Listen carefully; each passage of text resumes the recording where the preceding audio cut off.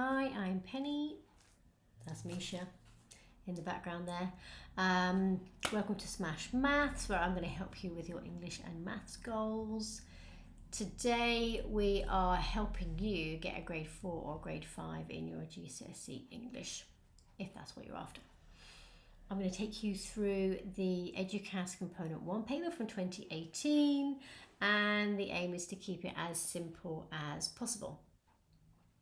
According to the 2024 grade boundaries, you would need 84 points for a grade 4 and 98 points for a grade 5.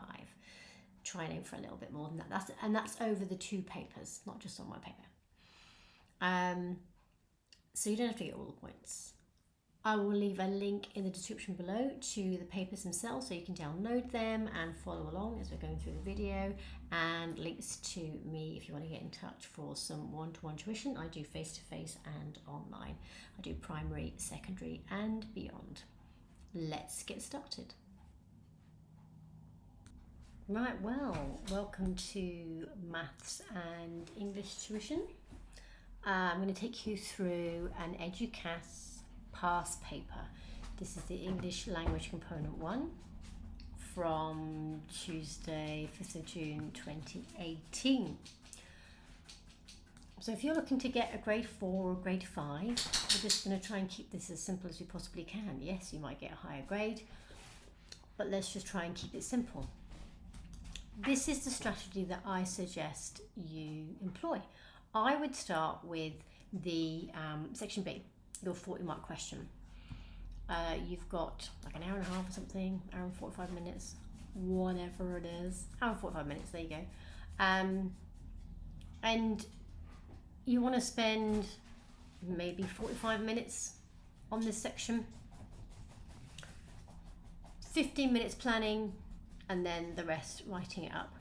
You want to have your attention at its best for this section here, because it is 40 points.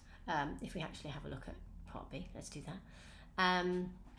So do that first. You don't have to read the article or anything like that. It's all creative. It's all based on one of these particular questions. You get a few choices. No matter what creative writing topic you're going to pick from your choices, you want to follow a set format. You don't want to have to worry about having geographical knowledge or historical knowledge or anything else. It's just what they present with you and how do you put it together. So you've got a set format. So you don't have to worry about that. So whether you're doing, it really wasn't the result I was looking for, grandma, or the really boring one about writing a time about when you went shopping with a relative, although you may have a very interesting story about that, or a story which ends and I felt so sorry for myself, which who hasn't felt sorry for themselves. Doesn't matter. You're going to follow the same format. So this is what I suggest. I suggest you have 5 paragraphs to cover, and they are your 5 W's, which you may have done when you were in primary school. Your who, your where, your when, your what, and your why. If you can write a paragraph for each of those W's, that is going to create your story for you. Who is in it? Where does it take place? When does it take place? And the what and the why are very closely linked, because they're going to be your basic plot. Like what is happening in the story, there may be a reason why it has happened, and the rest are the other details that are involved. Then your options are, how do you structure it? I would say you've got 2 basic options from there. You either write in a chronological fashion, which means you write from start to finish, or you could start in the middle of the action. So there could be something really dramatic happening. It's always easier to write about something dramatic and maybe negative happening. There could be, a car crash. There could be an accident. There could be, an asteroid hits the planet. Something very dramatic like that. You could start right in the middle of the action, get your audience really hooked in, get them asking questions like, well, what's going on? Well, why is that happening? Who's that? Which you may have experienced when you're watching a film. Then you get to flash back to a previous time before that main event happened. So maybe it could be a few days before, a few weeks before, whatever. and that just sophisticates your structure just a little bit more. So I would stick with those. Try and keep it simple, either chronological order, start to finish, or start right in the middle of the action, flashback, and right from there. So those would be my go-tos. So first of all, you've got your 5 W's, then your structure is either chronological or you start in the middle of the action and flash back. Then when you've got your 5 paragraphs, within those 5 paragraphs, this is where you can dress it up a little bit, add a little bit of pizzazz to it. You can bring it to life by engaging with the senses. So sights, sounds, smells, what you can touch and what you can feel. You're not necessarily going to be able to engage with all of those, but it just brings your scenes to life. Just makes it more realistic. And then, for a little bit extra, how about some emotions and some feelings from your characters? You can actually be explicit and tell the reader what your characters are thinking and feeling, what their emotions are, or you can try and create an emotion in your reader. So if you start in the middle of the action and people are getting injured or dying or something, you have created a reaction in you should be creating a reaction from your reader. You want them to maybe feel sorry for your characters because they've suffered, or you might want them to be celebrating that a nasty character has come to a sticky end. They might like that. That's up to you. Then, if you want to go that step further in each of your paragraphs, try and include a technique in each of your characters. So they're otherwise known as literary devices. So simple ones can be like rhetorical questions, or now if you don't know what a rhetorical question is, that's a question which does not require an answer. For example, how did I get here? What was I thinking? So that is a question, but you're not expected to have an answer to that question. That's just your main character thinking out loud. Maybe some similes where you're comparing one thing to another using the words as or like.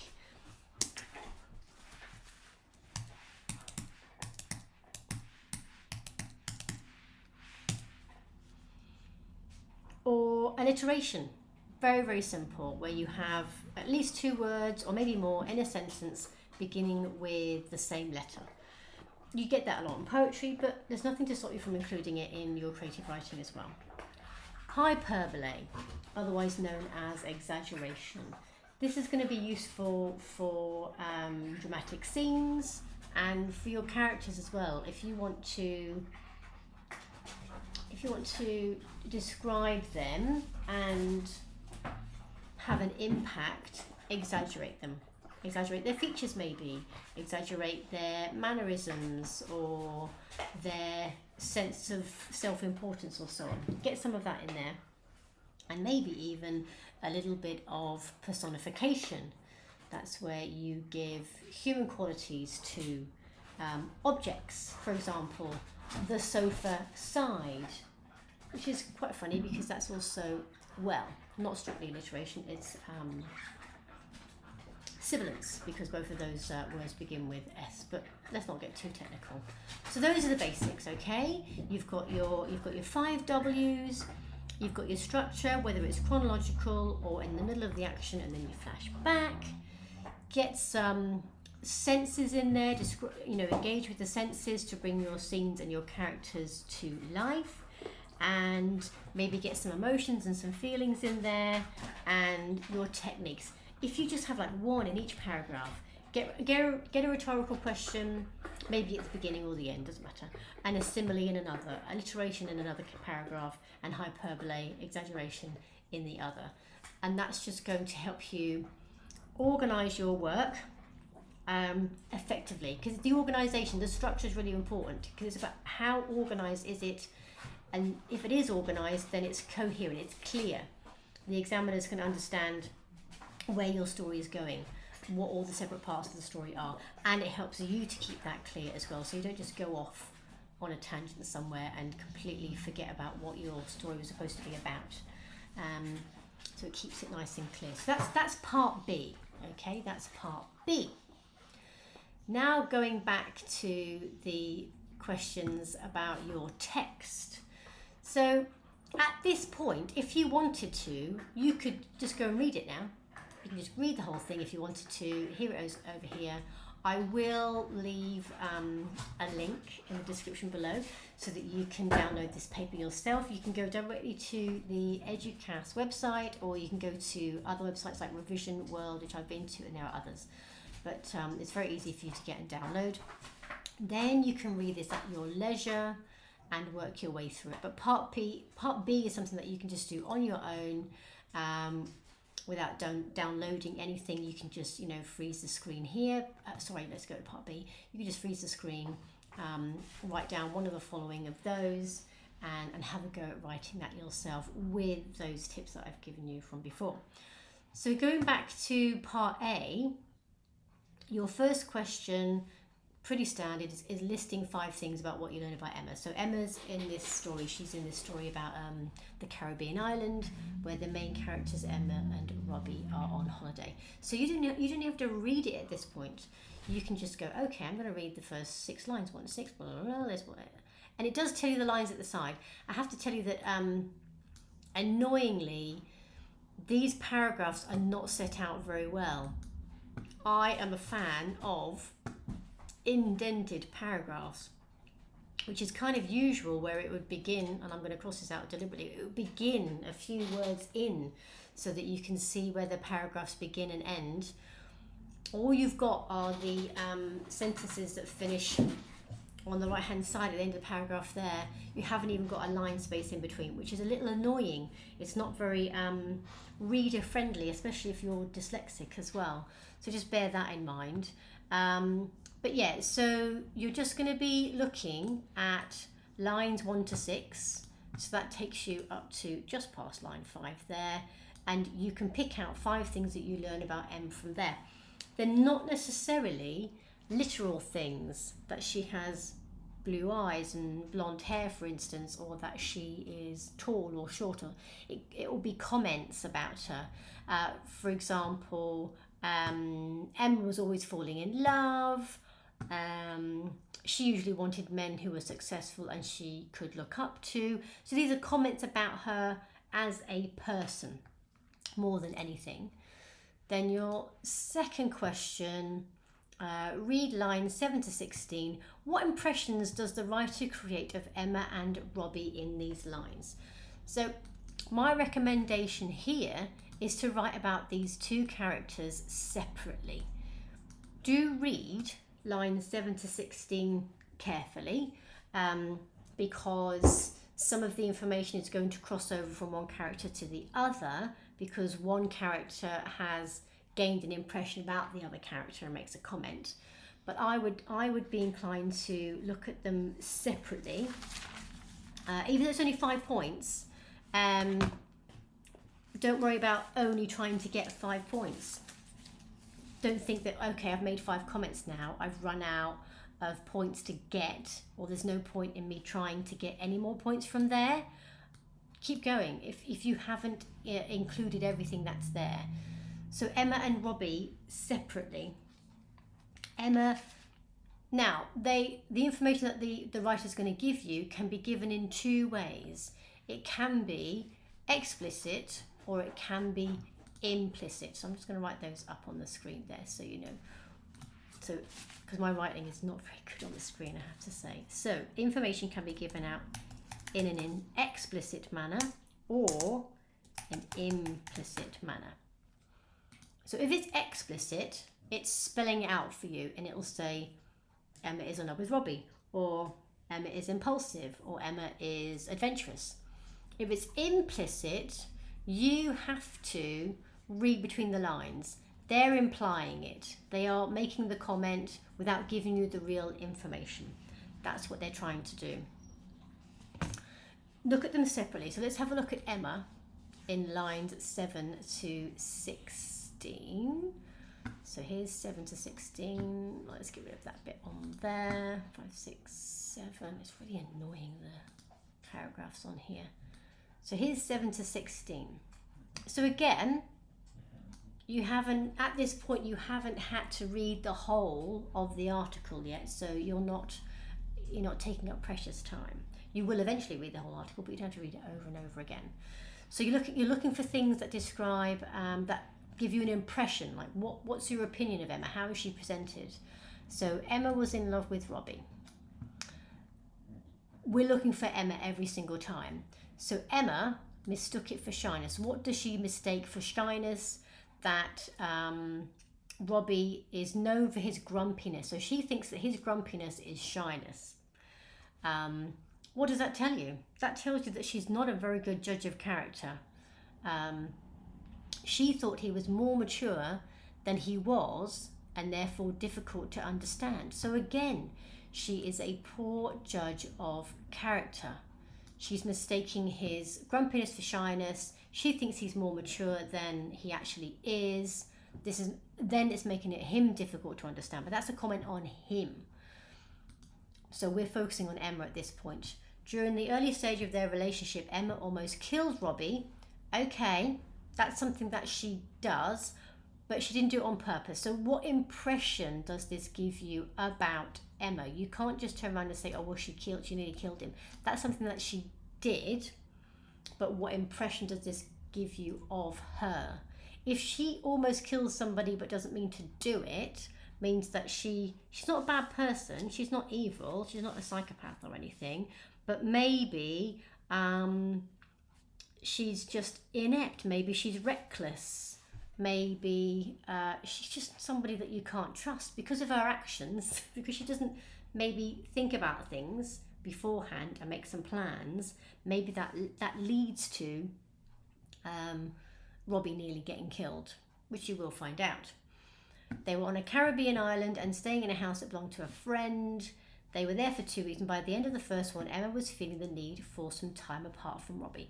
So this tells you that she likes to have some alone time, which is healthy. She wants to be on her own for a little bit, although she still loved him as much as ever. Emma, who was more physically adventurous, okay, so we're being told explicitly that she's physically adventurous. See, are we picking up on the implicit and the explicit things here? That is explicit. She is physically adventurous. This one pops out to you straight away. That this is information that is given to you, it's handed to you on the plate. She is physically adventurous. That is explicit. What's implicit is that she is a poor judge of character. Oh, sorry, Emma was in love with Robbie. That's also explicit. But the implicit information is that she is a poor judge of character because she mistakes Robbie's grumpiness for shyness. She thinks that he's more mature than he actually is. What is explicit is that she almost killed Robbie, but she didn't do it on purpose. That's the implicit bit. We don't know what's going on there. Why? We'll find out soon. Emma was feeling the need for some time apart from Robbie. That's also explicit. So think about these things. You've got Emma and you've got implicit and explicit information, and you just want to a couple of columns, and just, well, in this column all the explicit information, and in this column all of the implicit information. Okay, Emma, who was more physically adventurous, began to go for long walks. Sometimes she would climb up cliffs or make her way along slippery ledges visible only at low tide. Okay, so she liked to climb up cliffs or make her way along slippery ledges visible only at low tide. So she's a risk taker. They're telling us what she likes to do, that she's into, adventurous activities, but what's implied is maybe that she is a risk taker, that she might be a bit of an adrenaline junkie, maybe. She likes to take risks. That's the implied bit there. Occasionally Robbie would go with her, but more often he would stay at the house and sulk. So from there, we've got all of our information about Emma, which is most of it. Then we need to focus on Robbie now. So Robbie was 20 years older than her, so he's stocky, red-bearded Scot who was, well, so okay, what is explicit is that he's grumpy. We know that he was almost killed. Let's get back to where's Robbie. There's not an awful lot about Robbie. She wants some time apart from him, but that's from Emma's perspective. Occasionally Robbie would go with her, but more often he would stay at the house and sulk. So what we get from this is that Robbie is grumpy, and he would stay at the house and sulk. Also, the comment that Emma made was that he was more mature than, she thought he was more mature than he actually was. So what is implied there is that he is immature, especially for his age, because he's 20 years older than her, so there's a massive gap. So it would be expected that he would be more mature. So he's grumpy, he sulks, and he's probably immature. Those are the things that we get from those lines there about Robbie and Emma. And that's your question 2 done. That's your question 2 done. Okay, moving on to question 3. So far, you've done question B, which is your 40 marker. Now your brain can have a bit of a rest and you've got something simpler to do. You've done 2 5-point questions there, and now we're moving on to your 10-point questions here. Okay, reading lines 17 to 30. How does the writer show the character of Emma in these lines? And you should write about what Emma does in these lines and the writer's use of language to show her character. You must refer to the text to support your answer and using relevant subject terminology where appropriate. Okay, these bullet points are there for a reason. They are explicitly saying to you, look, write about what Emma does and write about the use of language to show her character. You're looking to get 10 points here. So 17 to 30, how does the writer show the character of Emma in these lines? 17 to 30. Oh, this is awkward with my big picture over there. Let's have a look. 17 to 30, 17 there, and 30 down here. So it's this section here. So you want to make a statement about what Emma is like and how she is presented here. Read in detail and then make your statement. Once you've made your statement, you will have a few areas to write about. Near the house there was a beach, and across from it, about half a mile away, there was an island called Wreck Island. So straight away, this is tying in with the character of Emma. She's quite a reckless and impulsive sort of character. There was an underwater ridge running out to Wreck Island, and there was a local tradition that at low tide it was possible to walk to the island along the ridge. The water would come up to your neck, they said. Emma got the idea into her head that she would like to walk out to Wreck Island. She couldn't explain why. She does not know herself. To Robbie, she put it down to boredom and said it was a challenge. She wanted to persuade him to make the walk with her. She wasn't totally reckless, and although she still believed she was invincible, she didn't mind having a little backup. She knew that Robbie didn't really want to go, but she also knew he wouldn't be able to resist the word challenge. She made it clear that she was going anyway, and in the end he agreed to accompany her. She said she'd need someone to keep an eye on her. He said she'd need someone to keep an eye on her in case she got into trouble. Emma chose their gear carefully, she says, including bathing suits, running shoes, and floppy sun hats. She felt they should each carry a water bottle. She felt. Didn't think, she felt that she could each carry a water bottle and a long walking stick for feeling their way under the water. At low tide they set out, and there were a few spectators there to see them off. Okay, so what do we think about Emma now?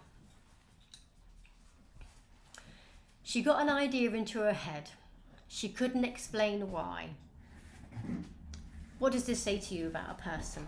She is impulsive. She doesn't really know herself. She's not really thinking or planning anything. She's very reactive, maybe.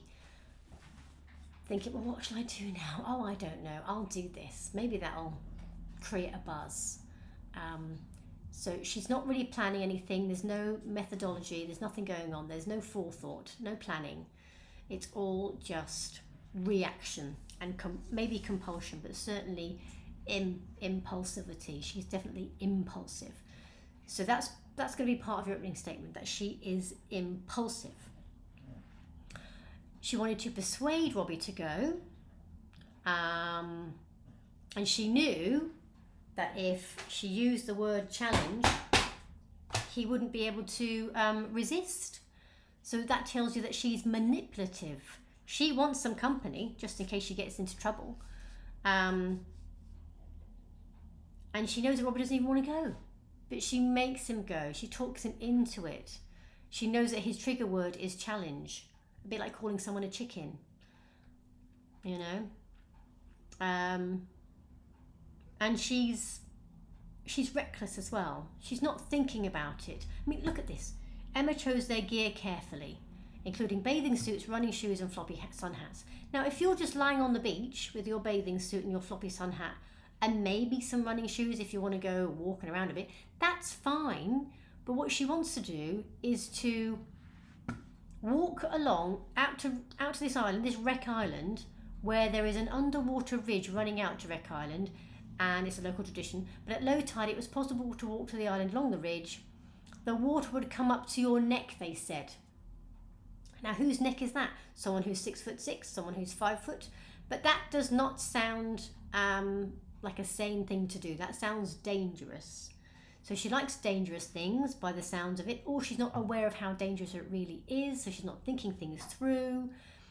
And the gear that she thinks that is suitable for this expedition is bathing suits, running shoes and floppy hats. No life jackets, nothing like that. Not informing people about where they're going and what they're doing. No, nothing that's going to help them if they really get into trouble.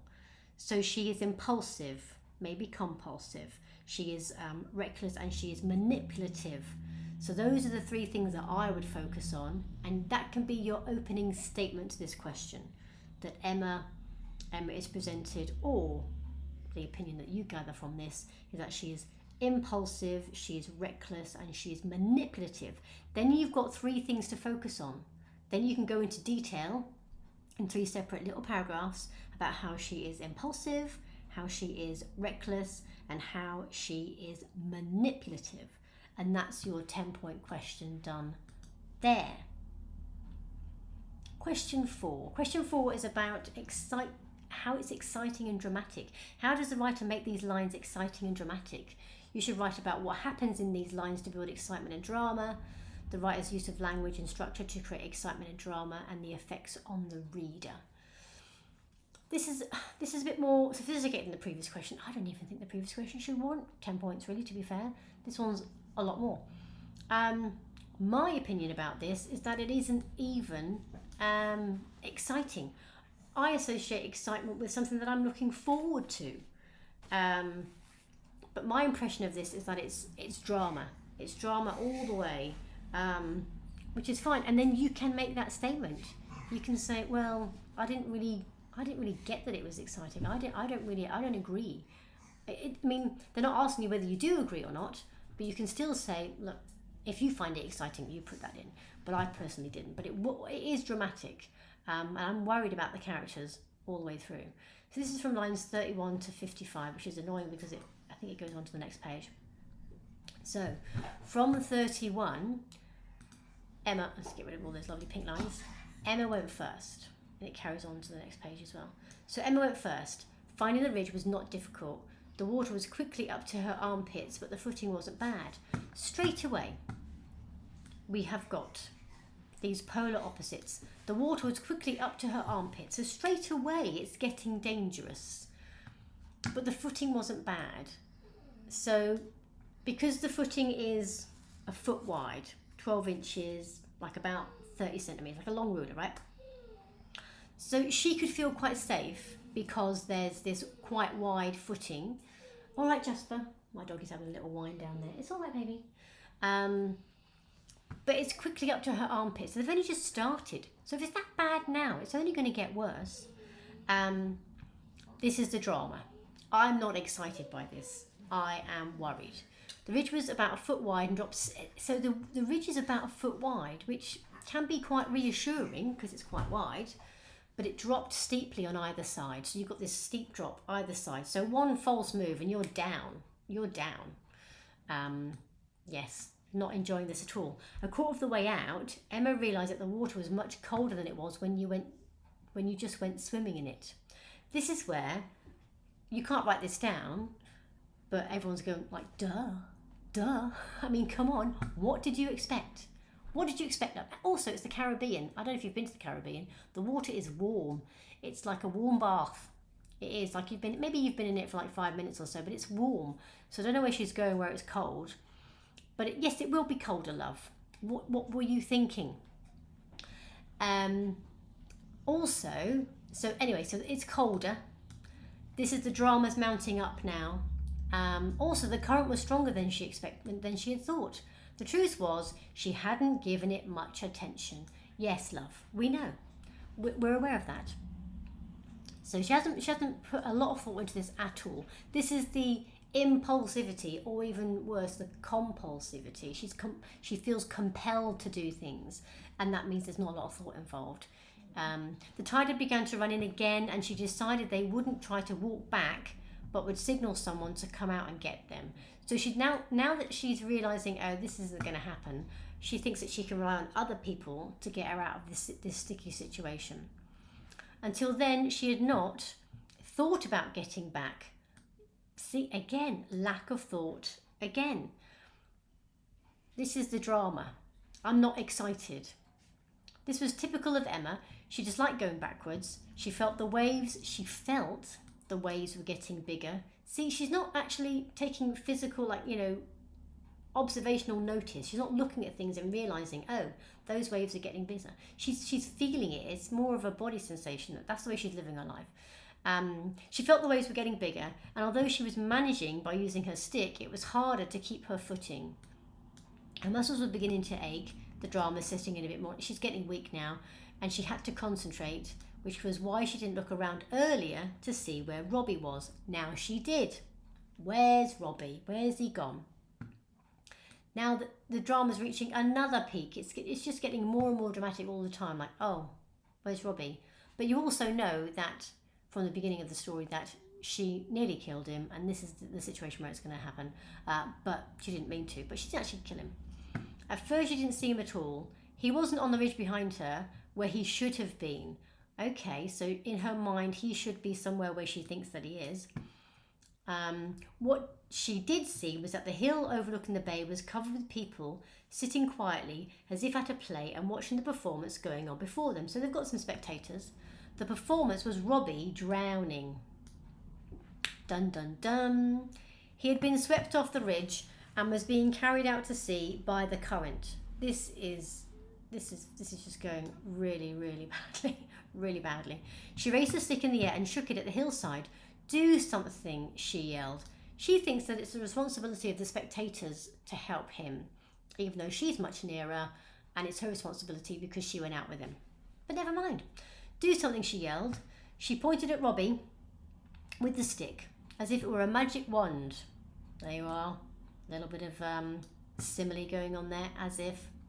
And she could command him to stop and float backwards. She felt helpless. She knew she could not swim after him and rescue him. If she did that, they would both be lost. She had to keep walking, or the water would soon be too high. In the end, they sent out Horace in an ancient rowboat. Oh, sorry, down there. Nobody else would chance it. Everybody sane kept their boats at the other side of the island where there was a safe harbour, but Horace was stubborn and liked to keep his boat where he could watch it. He was also, luckily for Robbie, as strong as an ox.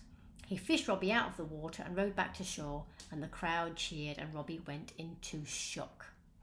There's a little bit of relief here that Robbie's been rescued, but just relief. It's not excitement and it is not drama.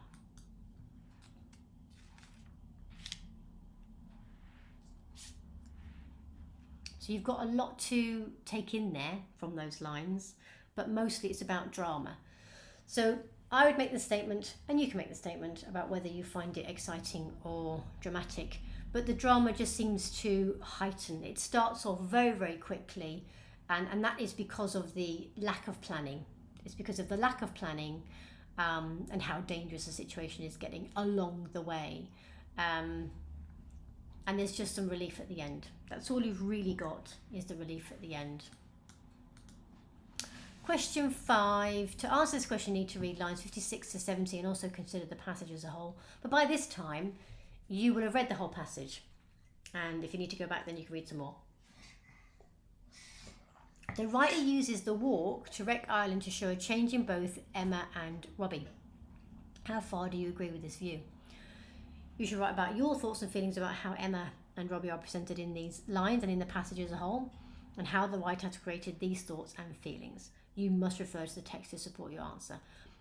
Always refer to the text. Now, this is your opinion. There's no right or wrong answer. It's up to you. I mean, this opinion is that the writer uses the walk to Wreck Island to show how that there is a change in both Emma and Robbie. How far do you agree with this view? That is up to you. I don't think there's an awful lot of change. Emma became quite, she felt guilty towards the end. She's quite grovelly at the end, but soon that passes. What we have here, let me move that over a wee bit. What we have here is, let's give it that. Emma reached Wreck Island and sat on it shivering and worrying about Robbie until someone, Jasper, stop that, thank you. Until someone remembered her and sent a motorboat out to get her. No one complimented her on her daring. Do you know, her boyfriend nearly died and she's like, what about me? Me. No. Instead they said what a damn fool she had been to try such a thing. Yes. Why didn't you stop me then? Emma said. How very immature. Emma said, doubly annoyed because she knew they were right. So she hasn't changed, has she? She's not mature. She's reckless. She's thinking about herself. No one complimented her on her daring. Why didn't you stop me then? Emma said, doubly annoyed because she knew they were right. The bartender said everyone knew she was that sort of woman. An idea get in her head. No use trying to get it out. He shrugged and went on polishing glasses. Emma felt terrible about Robbie. She sat at his bedside where he lay wrapped in several blankets and held his hand and actually did say, Robbie, what have I done to you? Only in books do people think of original ways of expressing grief and fear. Robbie was a kind man whom she loved and she had almost killed him. So she did feel badly.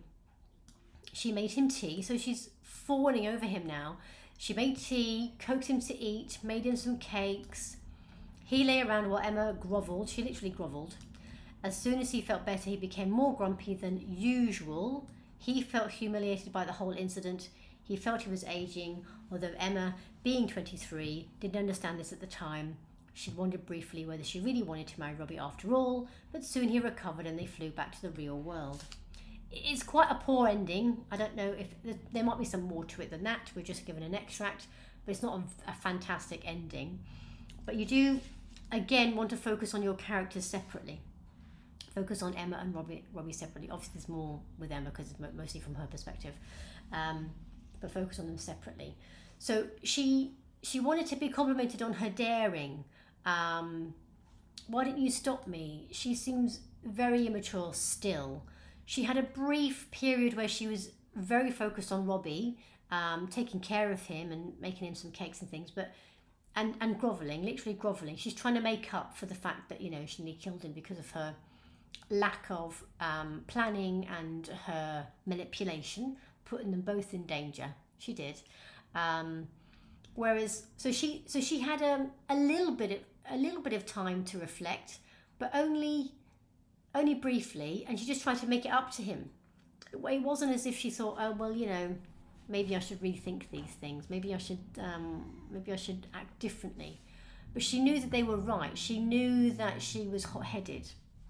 So there's a little bit of awareness of her character there, like a tiny bit of awareness of her character. Whereas Robbie goes back to being grumpier than ever. He felt he was aging. So his experience is that, I'm old now, and that's why this happened, because of my age. But we're not really giving a lot of detail about Robbie anyway. So do it separately, but make your statement. Make your statement about whether you think that Emma has changed. And then use these bits from the text to help you prove your opinion, to prove your point. I don't think she's changed. She's more bothered about people complimenting on her daring, and she She has no self-awareness. She thinks that other people should be responsible. She says, why didn't you stop me? She thinks other people should be telling her whether she's doing something dangerous or not. Even though at this point, this is the only bit of change. She knew they were right. She knew that they were right. That's one tiny bit of reflection. The grovelling is just a tactic. She feels guilty. That's all. And it says here they flew back to the real world. That implies that they just go back to normal and as things were before. And then Robbie separately, not a lot of change. He's grumpy, and he gets more grumpy because he thinks he's aging, and that's the reason why he got into danger. That's really the only reason why he's had any change there. Okay, so hopefully that's been helpful for you. If you've got any comments, I would welcome them. So have a go at this, and good luck. I hope you do really well. Take care. Bye-bye.